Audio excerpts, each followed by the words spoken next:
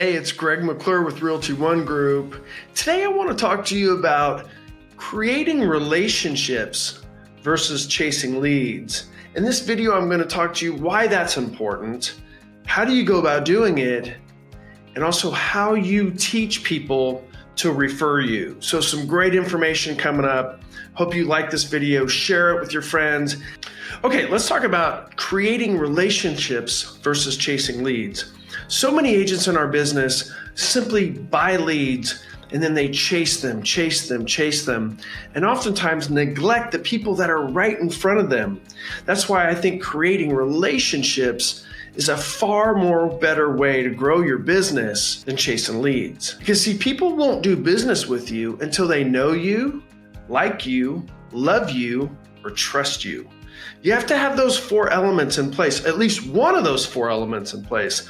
If you have more than one of those elements in place, then it creates a really good, solid relationship. Here's the tricky part. This is the part that most people don't understand, and that is you have to teach people how to help you. Once you have one of those elements, that's great, but maybe they're not willing to buy a house or not able to buy a house or not in the position to buy a house, or they don't need to buy a house. And maybe they're not willing to sell, or maybe they don't need to sell, but they still know you, like you, love you, or trust you.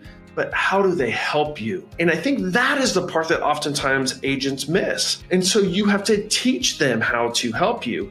A great example, I give this all the time when I'm teaching, is if you opened a sandwich shop and you opened up, Greg's Sandwich Shop, and I stood at the top of the building and I screamed to all my friends and family, hey, I just opened up this great new sandwich shop. Would you come support me? And everybody that knows me, likes me, loves me, and trusts me would come buy a sandwich from me because they would want to support me. In real estate, it's different because oftentimes our friends and family just simply don't know how to support us because they don't need to buy or sell. This is where you have to teach them. And you teach them to be a referral partner for you. And you can't simply go, here's a bunch of my business cards. If you know somebody that's thinking about buying or selling, please give them my card. That simply will never happen. There's something called this reticular activator in your brain. It's kind of a real thing.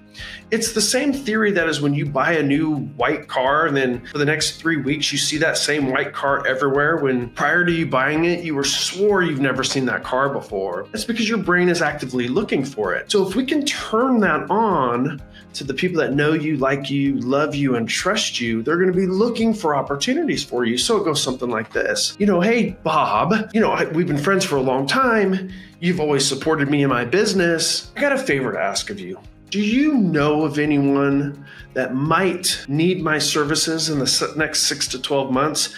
Someone at your work, someone at your church, someone at your kid's soccer game, anybody that you know that might need my services. If you do, could you give them my information? But here's the important part. Can you get their information for me? Give it to me and I'm happy to reach out to them, because simply that creates that warm referral. That creates that connection. Oftentimes they'll simply say, no, I really don't know anybody right now. What you got to do is turn that reticular activation on and say, that's okay. Do you mind if I follow up with you in, let's say, 30 days or so to see if someone came to your mind? You simply turn that on, and more importantly, you've taught that person that knows you, likes you, loves you, and trusts you to help you. Now they know how they can help you, and they can become a referral source for you. Melissa Data did a huge study, and it says 100% of the people you know, so everybody in your sphere of influence knows somebody that will need your service. So not only do you have to tap into the people that you know by creating those relationships, creating one of those four elements, then you can tap into their sphere of influence, which they will know somebody that needs your services. That's why I think creating relationships is far more important